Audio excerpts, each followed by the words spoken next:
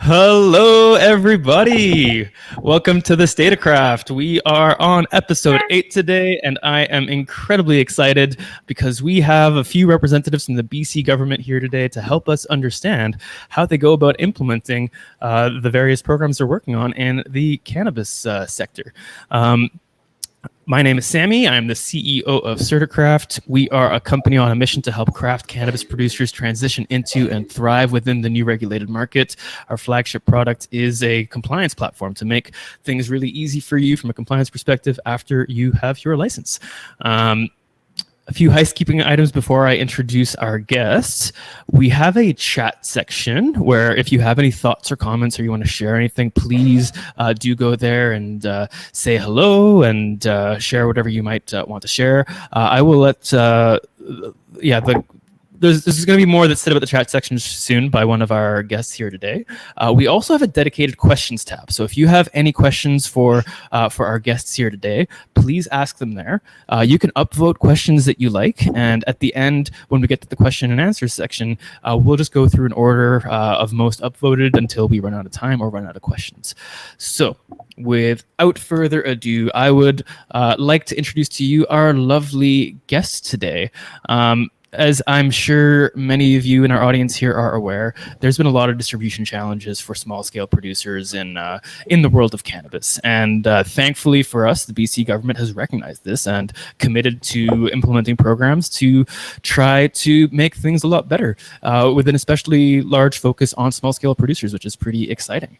And we at CertiCraft thought that it would be really helpful if ourselves personally and our audience and anybody out there could get a better understanding of how government goes about creating such programs. So we reached out to the BC LDB, to the LCRB, and to the Cannabis Secretariat's office and asked them if they'd be willing to join us to help us gain some understanding around how government works, essentially, because these programs have the potential to really solve major issues for people out there and help small-scale producers thrive in a way that they can't today.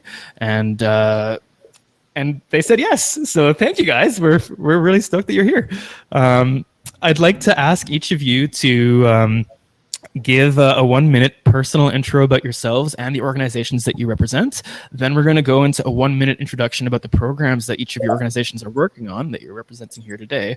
And then we'll dive into more of the discussion flow that we have in the CertiCraft. So anybody feel like they want to go first? Sure, I'm happy to start. So my name's Dylan Sherlock. I'm the Director of Policy for the BC Cannabis Secretariat. Here, I'm speaking to you here from the beautiful territory of the Lekwungen-speaking peoples, now known today as the Esquimalt and Songhees First Nation. Just want to acknowledge the territory that I'm living on, starting off. So about the Cannabis Secretariat, we're the central coordinating body for cannabis policy in BC. Been around since before legalization, helping coordinating the development of the regulatory framework and scheme across government, involving a lot of different moving pieces. Particularly the two agencies here, but there's a lot of other moving pieces in here. And I've been involved in the cannabis work, not with the Secretariat. Previously, I was one of those folks being coordinated across government, working in the Ministry of what's now called the Ministry of Jobs, Economic Recovery and Innovation. So a lot of my background is in natural resource development and economic development policy, and regulatory reform. When there was the opportunity to come over and work on this kind of post-legalization work here at the Cannabis Secretariat, I jumped at the chance. So I'm really excited to be working on these issues. Really excited to have this discussion here today. I think a lot of interest is going to be on the farm gate and direct delivery, but I'm also excited to start the conversation around on-site consumption spaces. I'll say, basically. Dylan, I want to stop you there for a moment. You'll get another minute to talk about that program at a high level. So. I just wanted to quickly say, one of the things that we do too at the Secretariat is engage with folks in the sector. And, I think I know a lot of people who are on the call But for those of you who aren't, I'll drop my info in the chat later on. Just excited to have this engagement. We're engaging on these issues right now, and I hope that we can have the conversation today in sort of that spirit of engagement and two-way dialogue. So if you have anything that you want to share with the government, please use the chat for that. We are going to share a transcript with these three organizations later, because they really are wanting to hear what you have to say. If you do that, goes without saying, but please be respectful and kind. We're not going to tolerate any kind of hateful speak here today, and you will be kicked out if you are hateful in any way. So be kind. Fabian, Leanne, either you guys want to go next? Go ahead. Yeah, Fabian. I can just give you a quick intro myself. So my name's and by the way, you've been pronouncing it the right way. I'll pronounce it the anglicized way, but it's Fabian Contreras or Fabian Contreras. Kudos to I apologize for getting it right. I apologize. Yeah, I know. Appreciate that. So I'm actually new to the sort of whole cannabis file, and actually new to British Columbia. So I'm originally from Saskatchewan, born and raised, and slowly moved my way further out west. So I've spent some time working for the provincial government in Saskatchewan and some municipal government there, and then shifted my focus to move to Alberta to work for a few municipal governments. So I've got a lot of sort of background in policy in the municipal sector, and within sort of the provincial, just broader public service. I used to do some sort of cultural policy, culture and heritage policy, and then made my way to BC and actually just new here starting in January. So brand spanking new, and so I'm actually really excited about the work that's happening in the cannabis space. I'm learning a lot, and we've got some really exciting, hopefully, pieces of work that will help the sector more broadly, including what I think folks are really interested in addition to sort of what Leanne's going to talk about and Dylan more broadly on consumption is direct delivery. So really happy to be here, and thanks for the opportunity. You're so very welcome. Leanne, want to introduce yourself? Yeah, hi, I'm Leanne Davies. I'm the manager of cannabis policy at the Liquor and Cannabis Regulation Branch, LCRB. I have been in the public service here in BC for about 13 years, and I've all of my roles have been related to program and policy, but on various topics from physician compensation to archaeology to public health. So cannabis is an interesting one. It's new to me. I've been with the branch for just over a year now, but have been in this role for about, I want to say 7 or 8 months now. So learning lots, it's really exciting. And just a little bit about the Liquor and Cannabis Regulation Branch is that we are the group that oversees the regulation and the licensing of liquor and non-medical cannabis establishment and events. I'll be talking more about the Farm Gate program, which would result in folks getting licensed very likely. And just a few key points about what we do. So we also educate folks about liquor and cannabis laws and rules, those establishments that we license.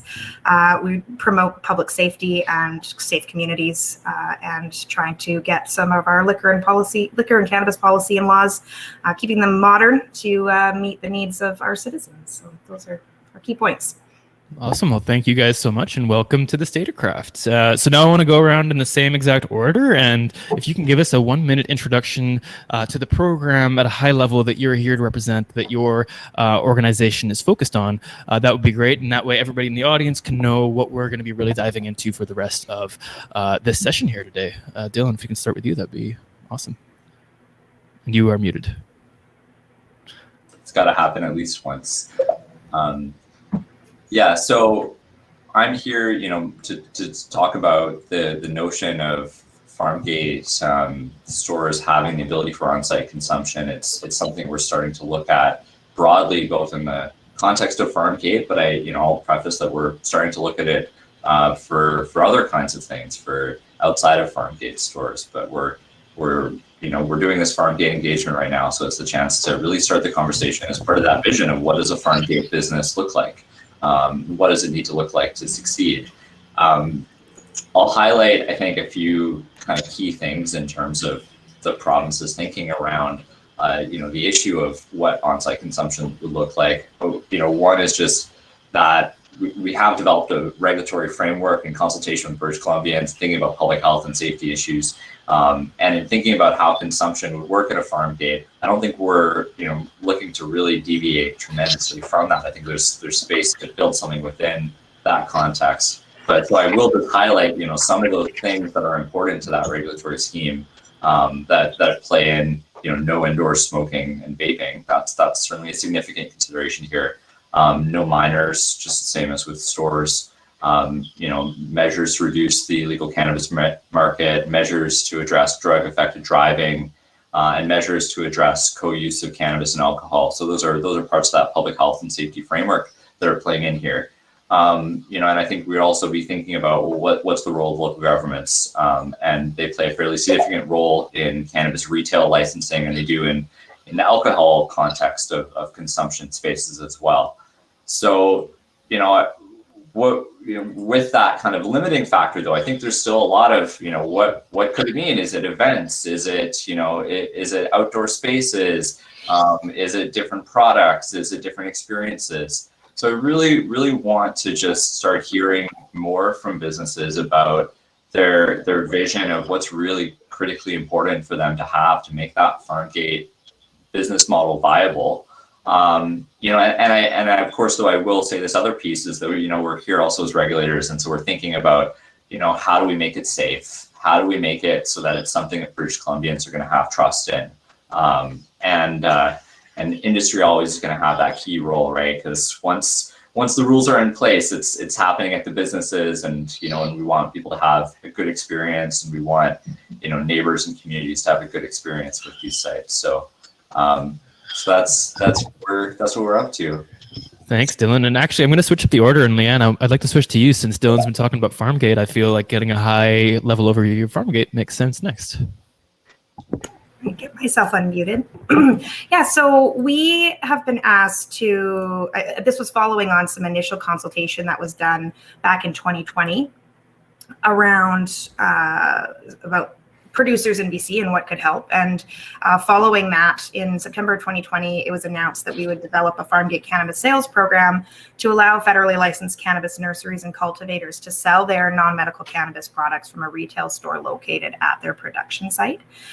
So we are considering that authorizing those sales through a new production retail store license, allowing micro cultivators, standard cultivators, or nursery license holders to sell their products at their production facilities after they have been processed and packaged by a federally licensed processor. So we are currently in the process of doing engagement on this program. One of the key things when we look at developing this is, what's our mandate as the cannabis regulator? What are the priorities of government? But also, what does industry need to be successful in this area? So that's where this engagement comes out. We had a number of engagement sessions last week. This is another opportunity to share your input, and there was a consultation paper sent out last week to cultivators and nurseries. So we are currently in this process of gathering information so that we can build a program that works in BC. Thanks, Leanne. And Fabian, can you talk about direct delivery, please? Yes, sure. So so the BC Liquor Distribution Branch is the agency that's responsible for the distribution of cannabis in the province. So our authority comes from the Cannabis Distribution Act. So we sort of function as the government's wholesale cannabis distribution provider, as well as there's also some components where we operate through BC Cannabis Stores, a retail channel, as well as some online government online sales for cannabis. So we have two components: the distribution side and the retail side. One of the things that had sort of come out from some consultations now before I got here in this role, and was that there was sort of this desire to want to have some additional sort of opportunity for small producers to be able to sort of distribute their product directly to retailers. And so based on some of that consultation and feedback, the government made an announcement in the fall of last year, I believe September of 2020, that it would sort of move forward with permissions for direct delivery. So in that time, we've been sort of working on sort of what direct delivery might look like within BC.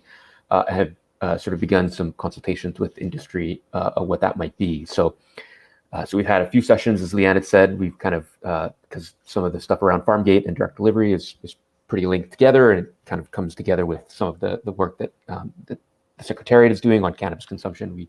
We've had some discussions with stakeholders. So what we're trying to do is is to sort of outline the process for how cannabis can be directly delivered, so that it wouldn't actually necessarily have to go through LDBs, so wholesale supply chain or warehouse.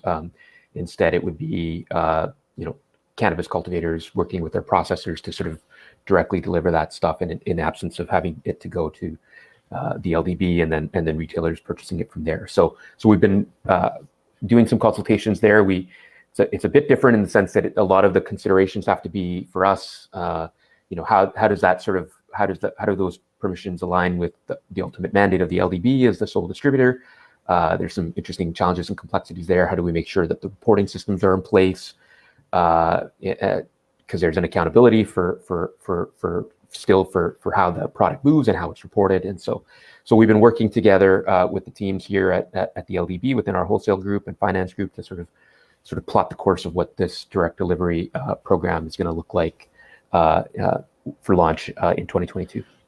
Awesome. Thank you guys so much for those introductions. And before we dive further into the programs, Dylan, I'd like to ask if you can give us a history on how these programs even came to be. Like, I know there's a complex, for me on the outside and maybe for a lot of our audience, relationship between maybe the higher officials who are elected into public office, who maybe set some of the directions of what you guys need to do as public servants, versus your role as actual implementers and analyzers of information and researchers and so on and so forth to determine these programs. So I'd love to get two things from you. If you can help us understand what that relationship looks like between people like yourselves who work within government and elected officials, and also how, in a more specific level, that applied to the creation of the programs that are being implemented today.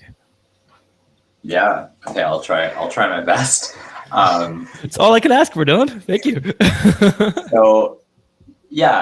So really the role that we're playing in here is, as you say, I think it's implementers and advisors. So, helping government kind of understand some of the different issues, what different stakeholders are interested in, trying our best to understand the business of the industry and then how regulatory systems might intersect with it, and then providing the best advice, providing a lot of options and choices, and and not merely kind of saying like, oh, this is how you should do it, but giving kind of a range of options and choices, and that's really the role that we play in our kind of civil service policy advisor functions.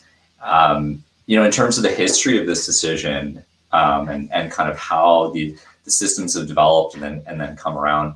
One important context that I think is really important is just the real time pressure that there was around the build out of legalization. That we had, an election right after Trudeau made kind of the announcement of how the federal legal framework would start rolling out. We had an election in British Columbia, and then we had a very long interregnum, and we came back and we had basically a year in which we could build out the entire system, build out all the rules, consult with British Columbians, build out all the logistics for LDB, figure out how all of the licensing would work, how enforcement would work. And so it was a massive project with, huge effort put into it. And one of the kind of key things in there was this, taking the structures created around liquor and in Fabian and Leanne's agencies, and saying, okay, let's get that expertise and let's apply as much of it as we can to cannabis. Let's take as much of these systems, apply as much of that we can to help us get through this tight timeline that we have to roll out this system. And there are a bunch of decisions made in that time. One of the big decisions about this structure of that ourselves, as with most other jurisdictions in Canada, notably with the exception of Saskatchewan, took this role of having this monopoly function and having kind of so that really in our early kind of build out, which we still have now, we really have two supply chains or two kind of sales points. If you're a producer, is that you can sell into the medical system or you can sell into the provincial distribution wholesale system. And I think, in 2018, we started hearing pretty early on from small producers that they were facing all these barriers to getting in. The big barrier at the time was really about a lack of licenses, that, the federal government hadn't even opened up the licensing process for micro applicants until legalization, then, navigating built facility requirements, navigating the whole process. But we started to hear kind of, okay, the business model is going to need, for small businesses to succeed, it's going to need more sales channels, more access to market, and sales channels that are a better fit for small businesses. We did start to hear that. And we also started to have a bit of a chance to kind of take stock of the cannabis economy and what British Columbians wanted to achieve with it, instead of just operating in sort of this like emergency build out mode, and start to think about, that really hearing, I think, from our elected leadership, especially, that there is a vision of cannabis having an important role in the economy and, being something like wine or beer, and that we should be thinking about building a future that accommodates things like agritourism in the cannabis sector. And so thinking about how do we reconcile that regulatory system that we built out with these visions, and also with the need of small businesses to be able to succeed in this market. Hey, sorry, Dylan. I just want to interrupt for a moment and ask you a clarification question. So when elected leadership gives you visions of that sort, is that them kind of talking to their constituents and to whoever influences them and deciding, hey, from all of what I've heard and all of what I can see, this seems like the path forward that will be best received by my constituency? Is that kind of like where that kind of comes from, or is there like, am I missing something here? No, I think it comes in a lot of different forms too. It can come in, go do it exactly like this. I think often, and I think this is a good way that it happens, is it comes more as a question of, public servants, go look into these issues and go talk some more, go have some in-depth conversations with folks in the industry, and then report back to us and give us some choices about what we could do. And so that was what my team was tasked to do last year, was look at these issues at a pretty kind of macro level, and come back with some options, and we put some options forward, and that was what led to the announcement last fall, where and now we're working to implement that much more concrete direction of, okay, let's go forward and build these programs out. Let's start thinking some more about what consumption means. And so then it just takes us into this next round of, okay, we need to really sort out what these models look like. What's it going to take for them to work and meet all of these different objectives that we have here, and then we're going to take back some choices at different points. We're going to have to figure out what some of the decision points are based on what we hear in meetings like this. Are there tweaks to what we're imagining that need to be made? Are there things we need to rethink? What do those choices look like? And we'll take those back to the elected officials, and update them on what we've heard, give them those choices, and see where we go next, really.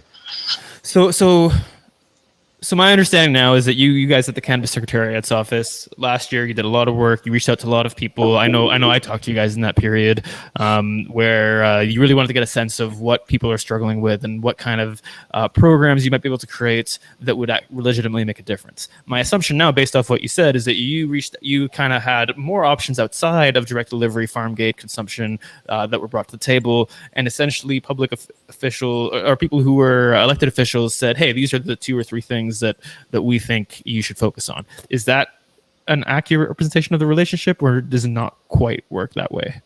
Well, I won't really get into saying kind of what all the options are, but I think the path that we're going down is the one, where we had endorsement to go down this path about these programs. Yeah. Okay, and then moving forward, then does that kind of relationship continue, where as you guys figure out, hey, we think this policy and this policy and this policy and this policy are great, but also this policy, that policy are options? Does it kind of just keep going that same way, where you keep presenting a platter of options and the elected officials decide which ones they think is best to move forward with? That's really our role, right? Is like to keep on listening. And of course, the electeds, they're listening as well. They're talking to their constituents. And so it's a bit more dynamic than it's just kind of a flow from us to them. There's a flow from them to us as well. But it's an issue where I think that we have a lot of elected leaders who are very engaged, and we're getting questions from them. We're getting, what about this? What about that? And likewise, we're able to bring up issues and say, if we think that there's an issue here, we want to consider this. We want to consider making a change here. There's lots of space for that kind of dialogue to happen between super neat and electeds. Yeah, some of it, just to jump on, some of it, like Dylan said, comes from things that we're hearing or officials or elected officials and others are hearing from folks that are advocating to them or things that they're hearing on the street, on the ground. And things that sort of formulate their approach to governance and governing, right? And so all those factors come into what ultimately goes to us as sort of public servants to sort of say, okay, well, this is what we want to do. How can we do that? And our responsibility is to say, well, if you're thinking about doing that, here's some things to consider. Here's some potential options and ways of looking at it, and sort of within the framework of what they're wanting, we sort of present and look at different options and in terms of how we can get there. And there's sort of a back and forth kind of flow that happens in that process. It's not sort of one way we go do it. It's fairly sort of fluid. The sausage gets made in very ugly ways. Beautiful analogy. So let's backtrack to September of 2020. The government announces, hey, we're gonna do farm gate and direct delivery. Consumption was not a thing that was on the table publicly at that point in time. How does that then shift from an announcement of that sort to the LCRB being in charge of implementing farm gate, the LDB being in charge of implementing direct delivery? Like how does that transition actually take place? Could you give us some insight into that? Well, Leanne, yeah, for sure. So, essentially, we just get told to do it. The decision, all the work that Dylan's team put in terms of doing that engagement and pulling together all of the thinking around what our options are and putting those options to government and having government decide, like, this is the direction we're going. So, I sort of mentioned it earlier is LCRB was directed to develop a program that allows farm gate sales for cultivators, micro-cultivators, and nurseries. And that's sort of the parameters that we're given, right? But in addition to that, we, as the regulators, we know what our role is in terms of, ensuring public safety and ensuring that public health, like all, protecting youth and all of these components, like what is our role in terms of regulating a substance, just like we do regularly with cannabis retail stores, and how does that translate into authorizing this new type of sales that's going to happen, right? So we're taking our understanding of our role, the direction we're given from our political leaders, as well as what we're doing right now is gathering all of that input from industry. So putting all of those things together, looking at what other jurisdictions are doing. I know I saw a comment around what's happening in Ontario.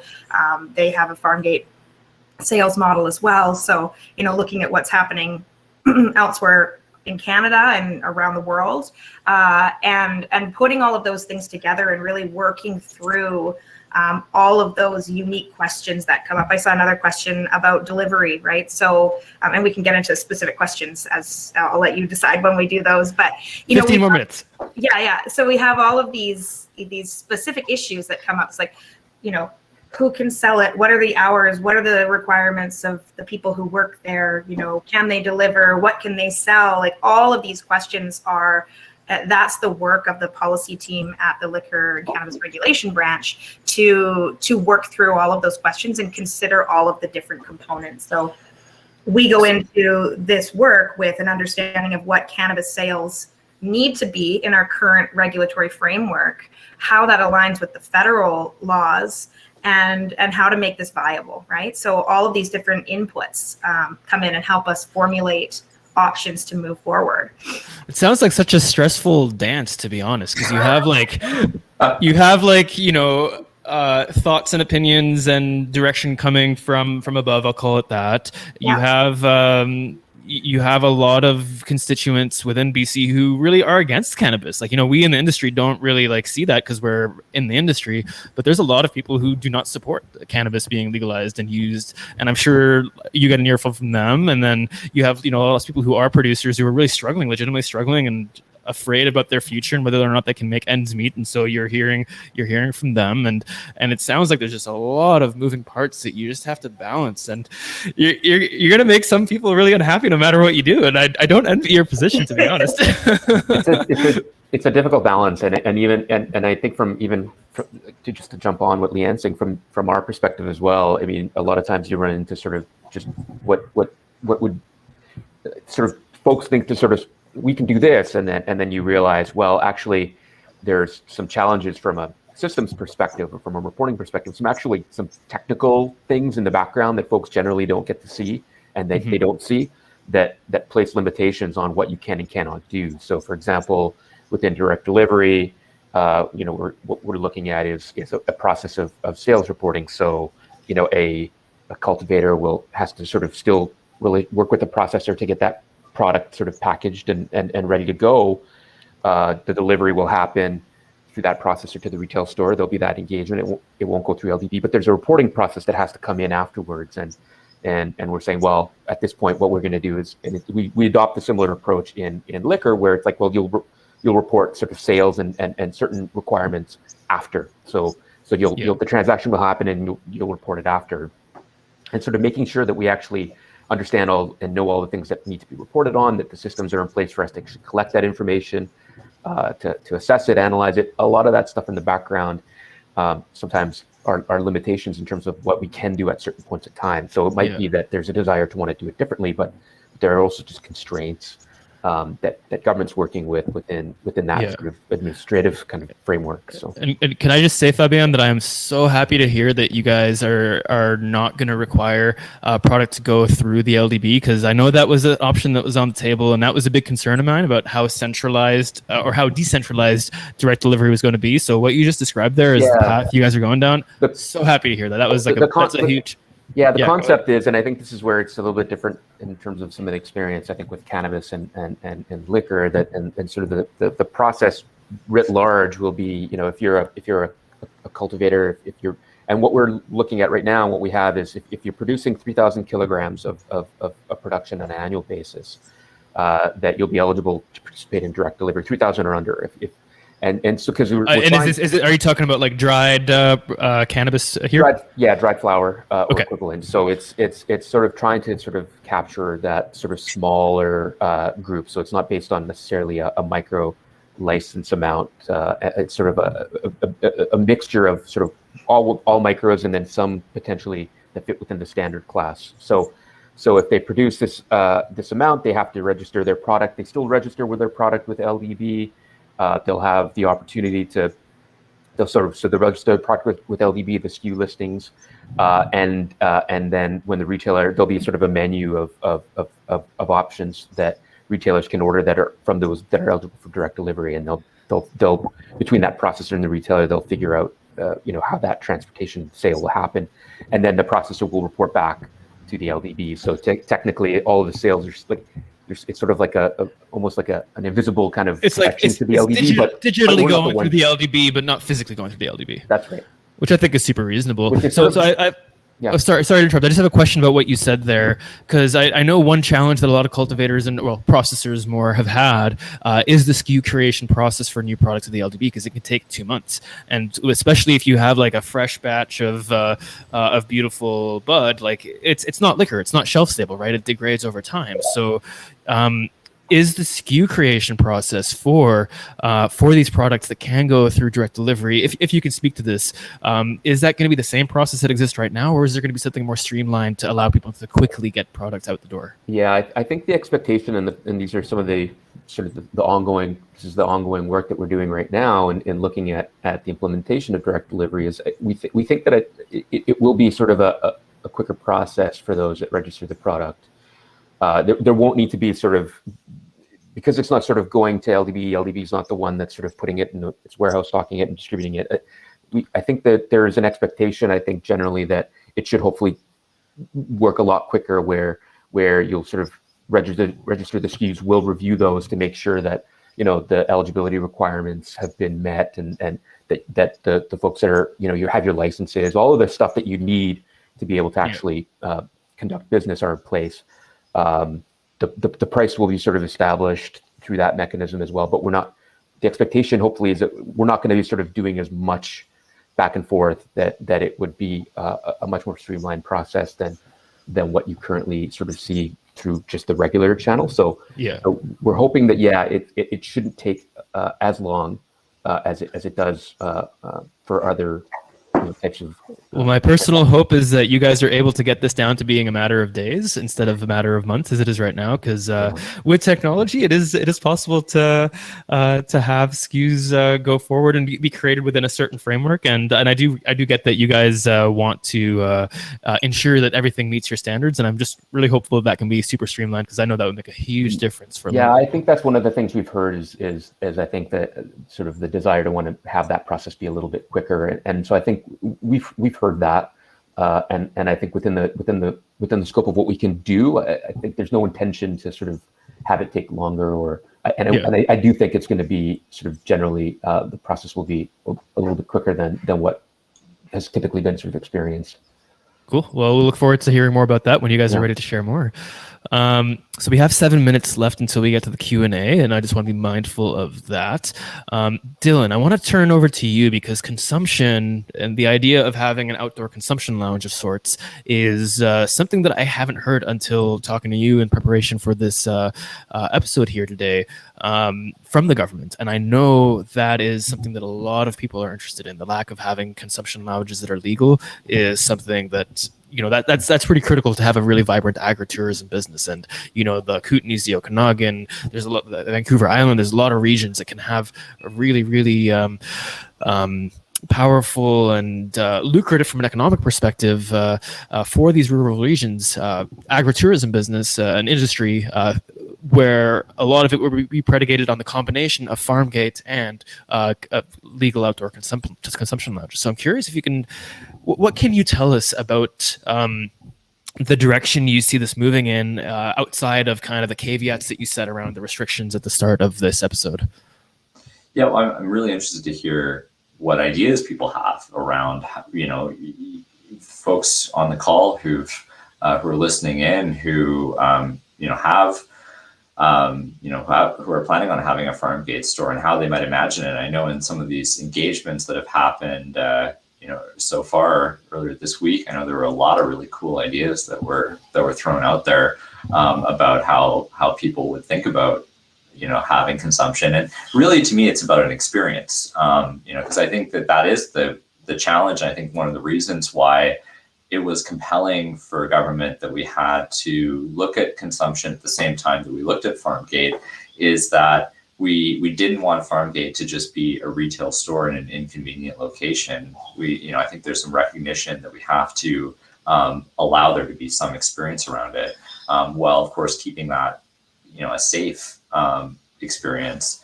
So I'd say I think that there's a lot of really interesting ideas. There's an issue of feasibility, I think, too, and thinking of like what's the right order of operations, and that we don't need to build everything all at once. We should think about like what's the right place to start, where it's going to be something that's going to instill confidence in the system, and it's going to be safe, and it's going to be something, I'll note, in a lot of these things, there is a role for local governments. And so, what's going to be something that local communities are going to feel comfortable with.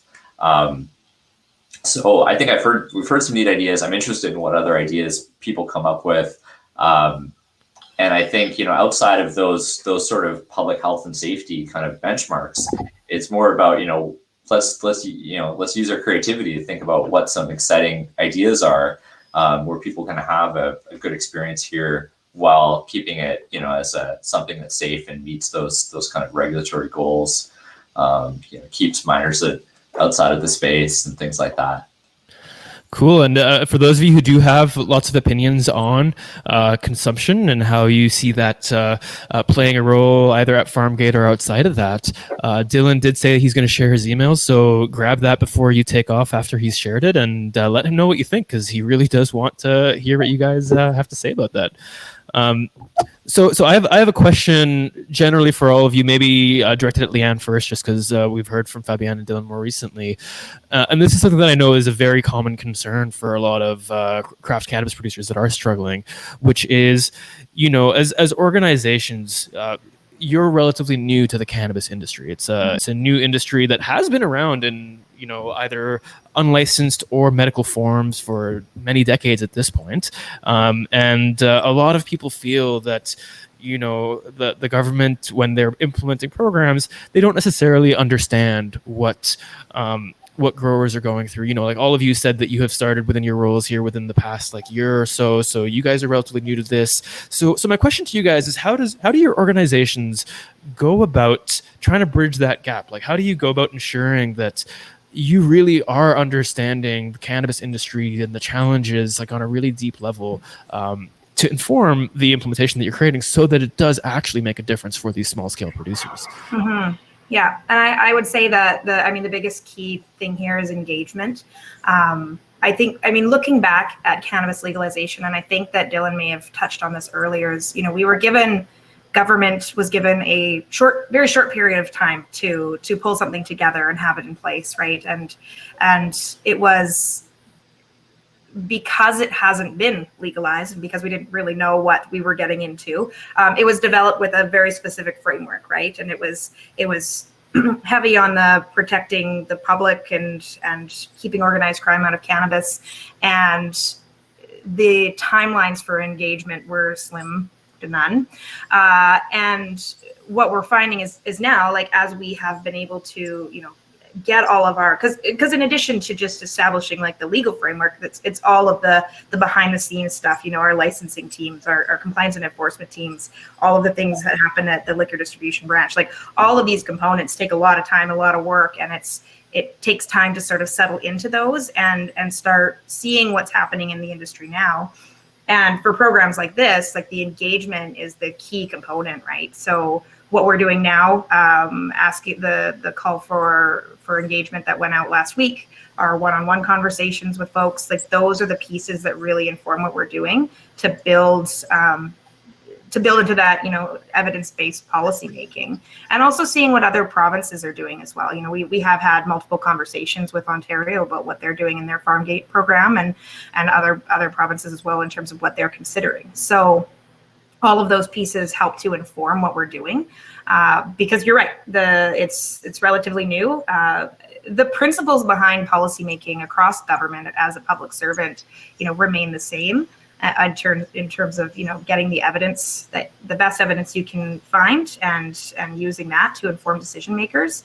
And the topics change, right? And this is something that also as people on this call, so Fabi and myself and Dylan, learning about the topic as we go and trying to improve the knowledge of myself, my staff, so that they can help inform that and ask the critical questions. Cool. Thank you for that. We're getting close to time here, so I just want to remind everybody in our audience that if you like a question that's been asked, go and upvote it. We're going to go through them in order of upvotes until we either run out of questions or run out of time. So go do that while I make a few finishing remarks here. Thank you guys so much. I really appreciate you guys being here.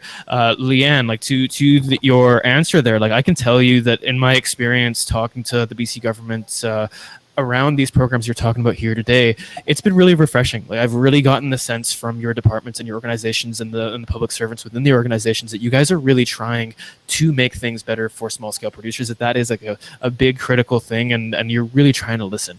And that's been really refreshing, because that has not always been the case from various government consultations in the cannabis space that have come out. So just thank you guys so much for really trying, and I look forward to seeing where these programs go. for anybody who does want their voices to be heard, Dylan has shared his email there if you have any thoughts around consumption in the chat. If you are a licensed producer in BC, you have received a consultation paper from the LCRB around Farmgate. There's also questions in there around consumption, so please do respond to that. You have, I think, 3 weeks from this point today to get answers back. It was a month from when they put it out there. Fabian, is there any way, if somebody wanted to share their thoughts with the LDB on direct delivery, is there any way they can do that right now? Yeah, so we're actually just working right now on getting a bit of a website up that will allow us to sort of put some additional information on direct delivery and where we're headed, the progress of that work. And so it's not there yet, so stay tuned. But there will be a website that we'll be putting together specifically to sort of get further questions and from direct delivery. And I think there's an email. I don't know if I have it right now, but there will be communication going out to others, those that might be interested in participating in direct delivery, so that we can get some further input and feedback from them as well. So hopefully the website will be up relatively soon, and we can get some more discussion and information out. And I have one last quick question that, because just to respect the time, I'd appreciate either like a yes, no, or maybe kind of answer, just to not get into it too far. I know the BC Craft Farmers Co-op has done a lot of work to push for having a pilot project, especially for direct delivery, to get it to test out ideas and get it through the door as soon as this summer even. Is there any possibility for having either direct delivery or Farmgate have little pilot projects run out so that things can be tested before things are finalized? And yeah, yes, no, maybe. I'll just no at this point, in the sense that a lot of the limitations aren't necessarily necessarily volume based. It's more about the systems and having the things in place. And once that's in place, then it'll be open to everybody. Pilot at this point, we're like it's not really at the place where we can sort of do some kind of a small pilot. Okay. What about for Farmgate? Is that something in the cards at all? It's a no, mainly because we need to write regulation. Okay. That's not in the works yet. Okay. Well, thank you so much for those transparent answers. And without further ado, let's turn over to the questions. Our first question, most upvoted, 8 upvotes, comes from Gord Barlow, who asks, any chance of nurseries being able to deliver live plants to consumers? So, Fabian, do you want to tackle that first, or you want me to do it from Farmgate? What do you think? Maybe you can. Okay, yeah, for sure. So that's definitely so. And I guess one of the things I want to preface, because I saw a lot of questions about like how things could be done, because decisions haven't been made on all of these elements of the program. So definitely something that's under consideration is the aspect of delivery from Farmgate stores, and especially around nurseries, because plants don't really have that current place in the market, in the non-medical cannabis market right now. They're not distributed through LDB, and they require some special care. So definitely something we're considering, delivery for live plants from the licensee. Yeah, I think from a direct delivery perspective, maybe I think somewhat maybe perhaps different. I think what this is asking about is a nursery selling something specifically to like a consumer, someone at the end of the supply chain. And the concept, nurseries, plants and seeds will be eligible for direct delivery. There won't be that same sort of 3,000 kg kind of eligibility limit to that one. It'll be all plants and seeds that can be sort of directly delivered. But the stream of that is ultimately that the program is for the retailers. Just question about that, Fabian. Could like a company like Aurora or Tilray, some of the biggest enterprises and corporations in Canada, if they wanted to sell plants and seeds, would they be able to do so through direct delivery, or is it going to be limited in some kind of way to smaller scale producers? At this point, I think plants and seeds would fall within the scope of direct delivery. I don't believe there's any intention at this point to look at a specific eligibility cap on plants and seeds. Okay. Moving on to the next question. I'll just do that so it shows that it's done answering. Kate Wedemere asks, based on what Dylan just said about a retail store for Farmgate, is there consideration being placed at having a location somewhere away from the licensed cultivation site, as in somewhere within easy reach of consumers for sites located in the country or in residential areas? Yeah, this is one of the questions in that consultation paper that went out, because of we need a good understanding of what the unique situations are for different producers across the province. the concept being behind Farmgate being that the store is going to be on the site of the producer. What that means specifically is that, adjacent property on the same parcel ID, like those are the pieces that we're trying to work out. I wouldn't expect it to be located, in another community or like in the nearby community, at least not at the beginning, because that's something that sort of strays away from that original intent of the direction we've been given. And the other piece to keep in mind too, just sort of a broad principle behind this is what we do with cannabis. While it is unique from liquor, we are still looking at the same kinds of like similar models in liquor. So the idea of having like a winery tasting room in a local community, what are the impacts of that on the liquor industry, right? So we do have to keep those things in mind, and while there are opportunities to do things unique in cannabis, we also have to just sort of keep in mind the framework and what are the impacts of that on a broader consumption industry. Cool. Thank you, Leanne. And I have noticed in the chat that all three of Leanne, Dylan, and Fabian have shared emails there. So feel free to reach out to any of them directly if you have any thoughts on that. And I'm assuming, Fabian, what you shared is like the general direct delivery BC LDB catch-all. Yeah. We're trying to sort of filter it through there so we can make sure we keep track of them. Cool. Okay. Well, thank you for sharing that. Next question comes from Linda Domier. I don't know Domier. Don't know how to pronounce your last name, but she's an awesome insurance lady. We have a Legal Larry video out with her on Instagram and YouTube, I believe. Linda asks, can Farmgate not be looked at exactly the same as the wineries model? Why is it so different than the alcohol model and alcohol consumption? Yes, there's a couple things. One, I mean, from a principles perspective, we are looking at it in a similar way to a wineries model. Like it strikes the same concept, the same chord with people. You're going to the site of where something is produced. You're seeing the product. You're buying the product that's produced on site. Some of the challenges in terms of how we are looking at it differently is that so manufacturing of liquor, sales of liquor, consumption of liquor, that's all provincial. That's all provincially regulated. It's under provincial legislation. However, with cannabis, there is that split in terms of jurisdiction. So there are the production side being federally, the future consumption side being provincial, and same with the sales being provincial. So that sort of there's a bit of a wrench in terms of how we can look at them in a parallel way.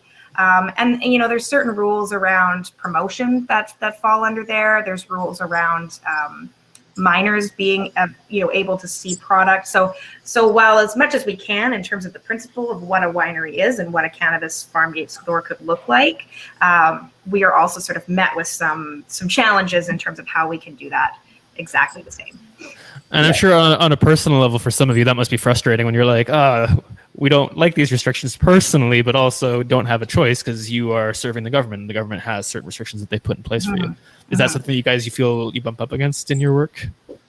I would point to the federal point that Leanne brought up, because I think that's a really important point we haven't touched on so much in this discussion. And I think it is one to really think about in navigating this as a business, is just going to be that, we can grant authorities within provincial rules for particular things, but we can't override something that the federal government has required. And so that's just going to be something to consider as you design your Farmgate store, and how people are going to kind of interact with this federally regulated production facility and how they're going to interface with each other. And I think, talking to the feds, there's a lot of space for that interaction and interface to happen. And we've already have some Farmgate stores in Ontario where they've been kind of figuring this out. But that's going to be a tricky one. And one of the big ones is like packaging requirements, of course.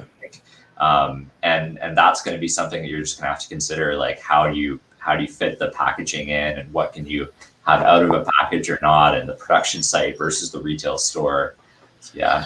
And so one question related to that I know somebody else touched on in the questions here, and it's something that's been on my mind and on the Kootenay Cannabis Economic Development Council's mind a lot, which is, does the BC government have any kind of sway on Health Canada? Because we think, and a lot of people that are in this audience think, I'm sure, that if it was possible to allow for just packaging of dried cannabis, as a cultivator, without needing that processor to be a new middleman in between, that would go such a long way into making the farm gate model a lot more accessible and a lot more viable for small scale producers.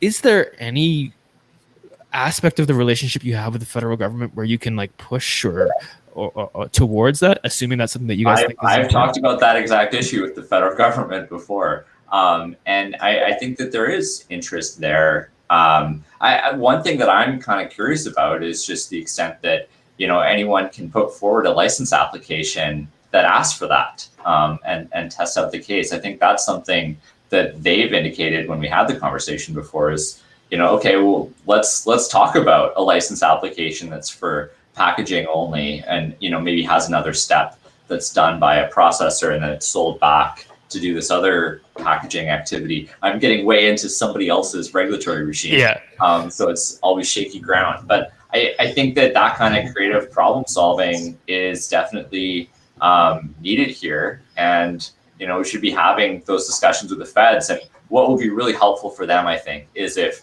a producer who wants to take that on can step forward with that idea and start talking out that, exactly how that would work. Because they're going to look at it within the context of a specific license. I think that they have the authority to grant it likely in the way that their legislation's written. It's just about what practically makes sense from their perspective. From a producer's perspective, though, that's kind of scary because they have all these pretty stringent restrictions on, like, you have to have a QAP that has like really high technical needs that make zero sense for just packaging, but maybe they would be willing to forego having those kinds of qualifications for somebody who is just doing packaging of dried flower. If you guys are interested, episode 2 of the State of Craft with Tamara Follet, she dives really deep into the challenges that she sees around processing licenses. That was a big part of that conversation there. Okay, moving back to the questions, and apologies for kind of stealing a question there. We have David Hutchinson asking, last month's UVic reports on sales and revenues from regulated products stated that on average, government stores sell twice as much THC as private stores. To what do you attribute that? Yeah, I mean, that's a good question. I know that there was that a report recently. I think there was one that maybe came out, I think it was just in 2020. I'm not sure, actually, to be quite honest with you. And I think when like BC cannabis stores are not the significant sort of player within the market. We're relatively small in terms of our retail space. I think we have 28 stores versus 300. I think there's 300 plus now retail stores across BC. I actually don't know the answer to that. I think from each retail store, you kind of look at what I think they make factors and determination as to what they think is product that is demanded at their store level and what consumers are looking for. And I think BC cannabis stores are sort of doing that assessment just like other retailers are in other spaces. But yeah, I'm not actually sure why. To be I might have a different answer, just looking at the report, because I haven't had a chance to read the report in depth, but I have looked at it. And I think that the way that they looked at THC was just that was a key measurement for them in the report. And so they were looking at how much THC was being sold rather than how much cannabis was being sold. So I think when they made that measurement of how much THC was being sold, they were actually speaking to basically how much cannabis the store was selling. And, with the government retail stores, there's less of them, but they're located in ways where it's trying to get really good bang for buck for the taxpayer and trying to make sure that they're in high traffic locations. So I wouldn't be surprised that part of that is just that the average government store is located in a very high traffic location. So there's less of them, but they're going to sell more product, I would think. So guys, we are a minute or at time right now, and I'm curious, do you guys have the ability to keep going through a few more questions, or do you need to wrap things up right now? I saw 2 nods. Dylan, you okay? Okay, thank you guys. Yes, okay, we can go through more questions. Awesome. So next up, we have another question from Linda asking Fabian I'm going to redirect it to Leanne because it's about Farmgate. If Farmgate happens, what do you anticipate the insurance requirements are going to be? As this can be cost prohibitive. This can cost prohibit a lot of small businesses with some of the current requirements. Actually, I'll open it to all of you because that insurance. I think A that lot of people. is probably more of a BCLD. Yeah, I saw the farm gate and I went a certain direction. Then I went through. I was like, oh nope, I was wrong. I think I think it was earlier this year that there were some changes that were made to the insurance requirements that sort of reduced some of the insurance requirements, and I don't know if I don't know the exact amounts, and but I do know that the requirements were sort of reduced. It's a good question. I think it's one that we're taking a look at. Exactly what levels of insurance. It's a tricky world sometimes in terms of what's appropriate from a risk perspective. But I think it's worthwhile, and I think there is some folks that are kind of taking a look at that, and we're always actually taking a look at those kinds of things within the LDB. But no answer yet in terms of whether it would be different. But I know it's a live issue. So, Linda, I know you are very well versed in the world of cannabis insurance. So, if you have any thoughts about that, please do share your thoughts to that email that Fabian shared earlier in the chat. Next up, we have a question from David Brown. Will Farmgate retail stores be required to build out a store to the same current retail standards? Will trailers or C-cans be allowed, or will it require a foundation? Yeah, that's definitely another one that we're looking at. When it comes to the sort of some of those principles of cannabis sales in BC, they're going to be we anticipate they will be as consistent as possible with cannabis retail stores, while acknowledging that there are unique situations. The requirement around there's a requirement around it being a permanent structure, right? So for cannabis retail stores, what that actually looks like in practice is typically sort of a bricks and mortar storefront. And then, when other questions come up around like, what could that actually look like? Those are the questions that we often receive from, not specifically this question, but, when it comes to interpreting unique situations that a retailer might find themselves in and seeing if that meets the regulated requirement, we can look at that on sort of that one-off basis. So I can't speak specifically to trailers and C-cans without knowing more about the unique situation, but the structure is definitely something under consideration in terms of how it meets those requirements to ensure that the business is going to be an ongoing business. Like we have requirements around like there being valid interest in the business, so that's not just somebody going to pop in and pop out. Like it's intended to be like a license that's going to exist for a while. So that's part of it, and that structure, and not like it's not going to have wheels so you can drive it down the road. Cool. Okay, one more question from David. Why not allow processors, at least microprocessors, sell Farmgate? What about small batch edibles producers, solventless extractors, etc.? Yeah, so maybe Dylan, do you want to sort of talk about what the original intent was behind the? Sure, and I think it's really just about the starting place and where do we go with here, and looking at I think we've kind of indicated a couple times that wineries is sort of the model starting point. And so that connection to growing the plants, I think, certainly we're going to see interest from small processors, and it's going to be interesting to have that conversation in the future. But I think the starting point is cultivation and having those plants and, having it more in that kind of agritourism context. Cool. Thank you for that. Jason Lyon asks, will sales under the direct delivery program still incur a percentage fee payable to the LDB? And I'm going to add like a second part to that question from myself. I know the 15% tax is being charged to a lot of people is pretty steep and does affect their ability to make ends meet.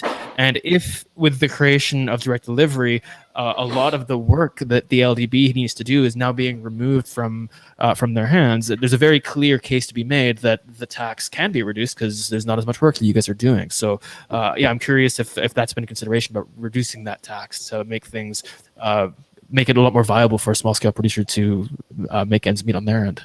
Yeah, so I appreciate the question, and I know this is always something that folks raise, and just a minor point of maybe perhaps correction there, Sami.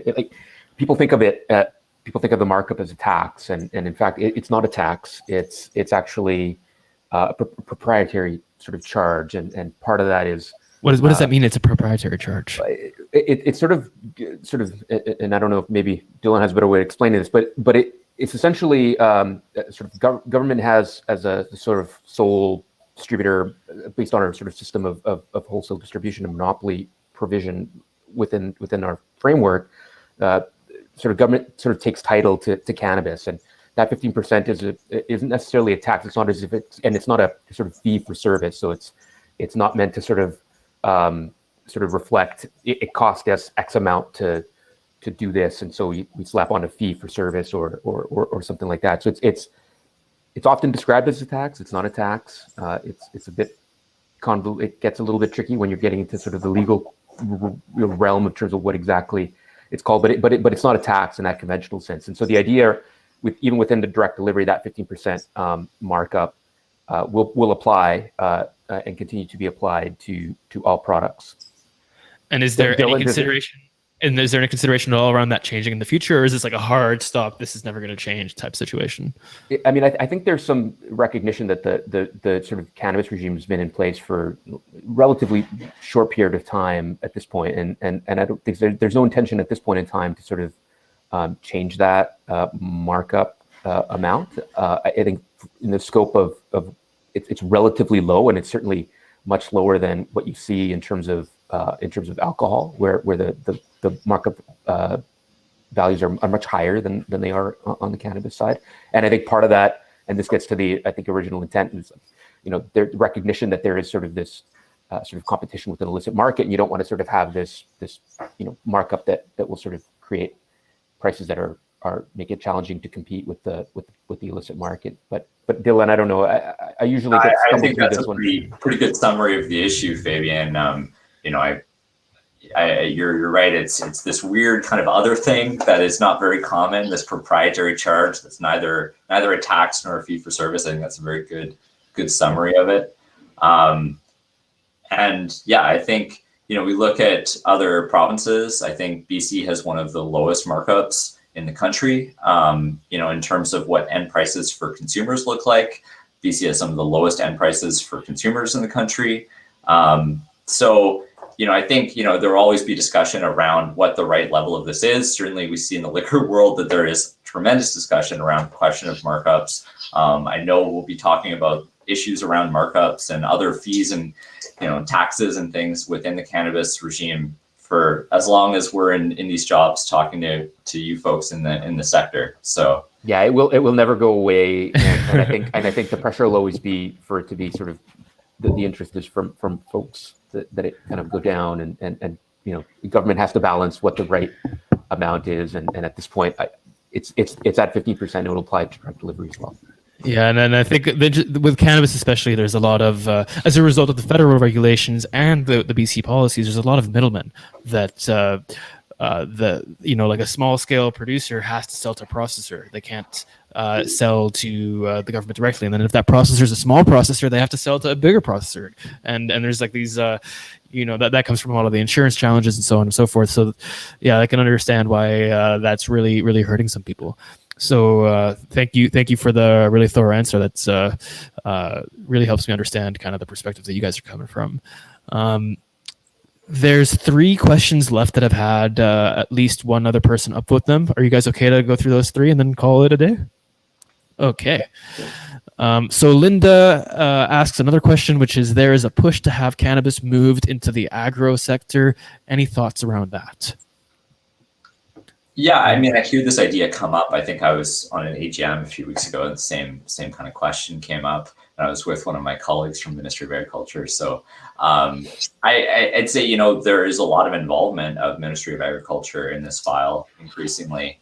And there's a lot of work going around. I think kind of what the agencies that we have here on the call, what we do is a bit different than what the Ministry of Agriculture does around this, where, both they're thinking about the agricultural land reserve and that dimension, but they're a lot thinking about business success and how do they help businesses. There's work that's already been done around doing some licensing guide support that my former ministry also worked on. There's some work I think ongoing around helping producers with standard operating procedures. So I think we're going to see a lot more of cannabis fitting into the space of other agricultural businesses. And cannabis is an agricultural business. And, you know, so I think that's really positive. You know, I think as these rules are kind of established, you'll probably start hearing less from us and more from the business development folks, the Ministry of Agriculture, who you want to, you know, help cannabis businesses succeed. Thank you for that. Jason Lyon asks another question, or maybe Leon, I don't know how you pronounce your last name. Can any of you speak to any updates on the Indigenous Shelf Space program that was also announced last year? Yeah, behind the scenes, Fabian and I are working with that. We've been, you know, talking to Indigenous leaders about what that'll look like and to Indigenous businesses. I'd say stay tuned. It's still in the works, and hopefully we'll be able to share some updates on that later this year. And if somebody had thoughts around that they wanted to share, could they also email you, Dylan, to share thoughts around that? Yeah, definitely. I didn't mention when I talked about what the Cannabis Secretariat's role is that one of our other roles is that we're kind of the lead in Indigenous relations with cannabis, and there's a lot of really interesting stuff happening within that space as well. Cool, thank you for that. And we have one last question that has had at least one other upvote from Nicole Post, which is the LDB approving SKUs in the direct delivery program, or is it more of a registry? And I think this question probably came before you answered that, because you did say that there was an approval process that the BC LDB has. She follows that up with saying there is the problem with same flavors with the LDB, and they are refusing SKUs. Is this going to continue in the direct delivery program? And I would add to that as well that I would really hope that the LDB doesn't act as a filter on anything outside of like the regulatory policy requirements, and that otherwise lets the market speak for itself. But I am curious to hear what you have to say about that, Fabian. Yeah, so no, it's a good question. What LDB is going to be doing is making sure that that those that want to participate in direct delivery are eligible, the licenses are in place, all of the stuff that has to go with just registration of the product. But there'll be less. We're not going to be in that same position where we're going to be sort of evaluating sort of our overall sort of assortment in the same way. So if we're not going to be sort of saying, oh, we have some of this stuff in stock from central delivery perspective, so it's not going to be approved from a direct delivery perspective. So I think you should be probably pretty comforted to know that when folks submit for direct delivery, that it's essentially the process will be essentially to make sure the requirements are there, and it's not going to sort of go any further than that in terms of, you know, us kind of sort of taking a look at exactly what it is and how it fits within the broader assortment.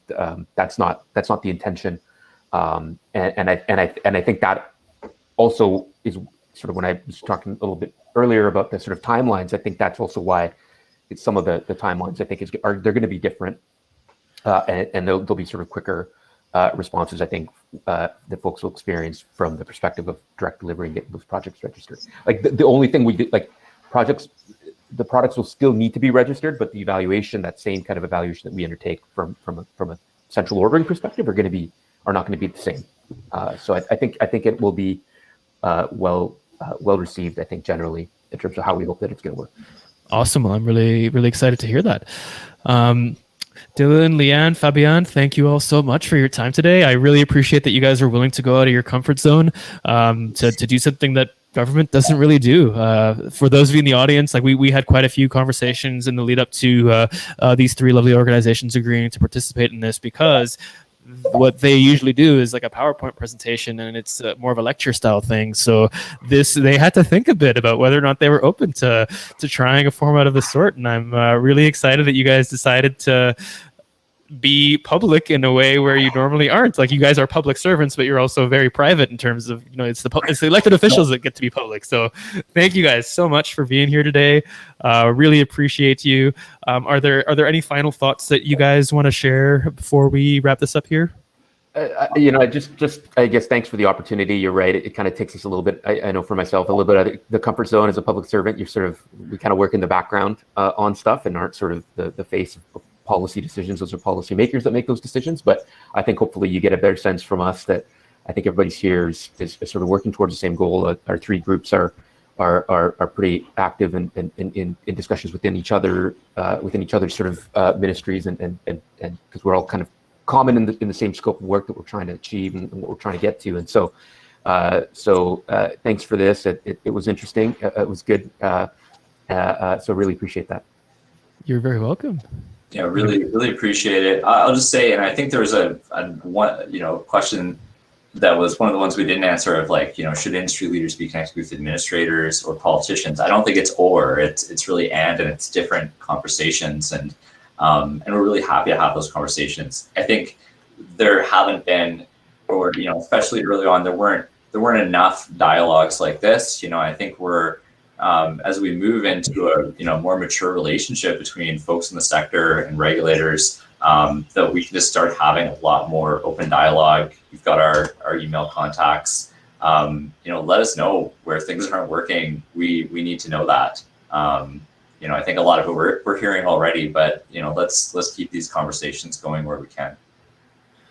Thank you for that. Leanne, any final thoughts you want to share? I just want to say thank you to you and your team for having us on here, and then thanks for everybody who's attending for all of their great questions. And I'll do my last plug that if you did get that engagement paper in your inbox, please respond. We really want to hear, sort of write it down and send it in, because we want to be able to have a look at all of everyone's responses and build up this Farm Gate program to be meaningful.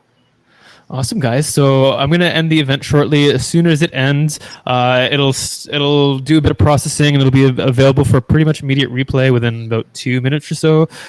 We will get this up on YouTube within a weekish, sometime early next week. We'll get it online, and then you can share it with anybody else who you think should see this. And this has been the State of Craft, episode 8. Next time, episode 9, we have Ramo Nutrients. We have both Ramo and Sandra joining us. They're both amazing humans who've done a lot for the cannabis industry, and Sandra's done a lot of work with the BC Craft Farmers Co-op. Really curious to hear their thoughts on the state of the craft cannabis industry. And thank you all for being here today. If you're watching this on YouTube, hit that like and subscribe button. I'm going to start doing that now. That was the thing we figured out last time. Should start doing the YouTube thing. And thank you guys. Thank you guys again, Dylan, Fabian, and Leanne. It's been a pleasure. And I hope to host your organizations again in the future when there's been further developments and there's more that you guys want to share with the cannabis industry. Bye.